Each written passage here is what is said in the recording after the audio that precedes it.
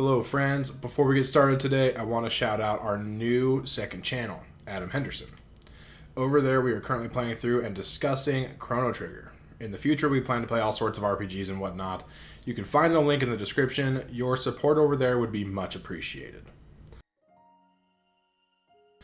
So, you just played Three Houses and you loved it, but you want more. Well, I have some great news for you. Three Houses is the latest in a long line of Fire Emblem games. There are 15 games that all have the same core gameplay mechanics as Three Houses. Some are more accessible than others, so today I want to tell you the best game to ease you into classic Fire Emblem.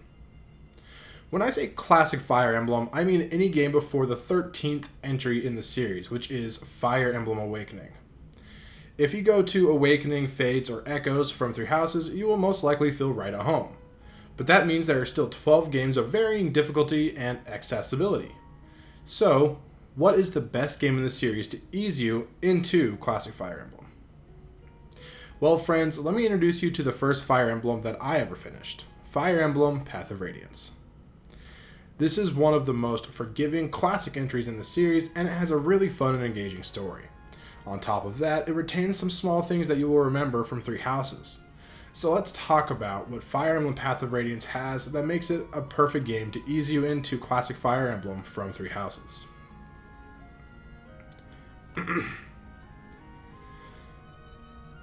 Path of Radiance has a very well-made guide included in the game. You can access it anytime by going to a menu by pressing the A button on an uninhabited map space. You then select Guide, and it will explain literally everything you need to know in really well-made tutorials.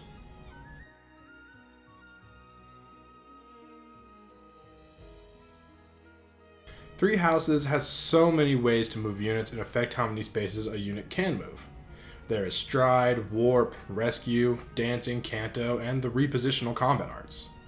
There are a lot of movement options in Path of Radiance that will make you feel right at home.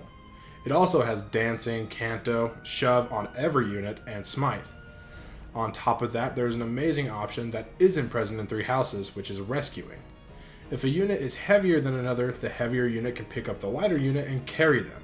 While it does lower the stats of the Rescuer, it allows units with high mobility to move units with low mobility around. One thing that Three Houses does really well is all of the movement tech that you can pull off, and Path of Radiance allows you to do much of the same. Path of Radiance starts you off with one of the best units in the entire series in Titania. She starts off as a promoted class, so her stats far outclass the other units in your party. So in the beginning, she is a very reliable delete button for scary enemies. If you choose to level her up, she remains an incredibly useful ally throughout the entirety of your playthrough. There are also a lot of other characters that are really good, so you really can't go wrong with using any of them. The game is easy enough, especially on easy and normal difficulty, to use any character in the game with great success. Once you get to Chapter 8, you will have access to the base in between missions. This base acts much like Garreg Monastery.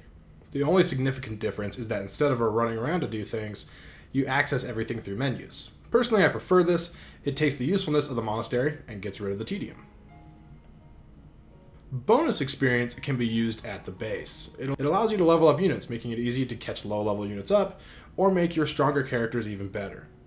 Bonus experience is received by beating chapters. You will get more bonus experience if you clear maps in specific ways or in a certain amount of time. The turn limit for bonus experience can seem arbitrary, but the other more specific objectives can be inferred through the story. If a character says that you should spare a certain enemy or something along those lines, then doing so will usually net you some extra bonus experience to be used at your base. While it may be in its simplest form here, there is a solid skill system that allows for some fun and meaningful combinations. Some skills like Vantage and Wrath are still here, but there are a ton of skills that you won't find in Three Houses that are a lot of fun to play around with, like Adept, which allows your unit to attack twice in a row in some rounds of combat, or Resolve, which raises a unit's strength, skill, and speed by 50% when they are under half health. While the skill system is slightly different than it is in Three Houses, it still has a meaningful impact on your gameplay. Fire Emblem Path of Radiance is one of my favorite games of all time. I played it to death as a teenager, and I will always remember it fondly. The story of Ike is a compelling one, and the gameplay is loose enough that you can use whoever you want in your playthrough. It is the perfect game to ease you into classic Fire Emblem. From Path of Radiance, I would suggest moving on to Fire Emblem Radiant Dawn. It is a direct sequel, and it's a good advancement on the gameplay mechanics of Path of Radiance. From there, you're good to play any game in the series. There's not a single game that is so difficult after Path of Radiance and Radiant Dawn that you wouldn't be able to handle it. Thanks for watching, friends. I hope more of you will branch out and play more Fire Emblem. We are playing Fire Emblem Path of Radiance on the channel right now, so that was a great time to pick it up and begin your own playthrough. And before you go, make sure to leave your thoughts in the comments. What do you like about Path of Radiance? What games would you suggest people go play after playing Three Houses and stuff like that? And also, subscribe if you haven't, and please go check out our second channel and subscribe there if you wouldn't mind. The link to that is in the description.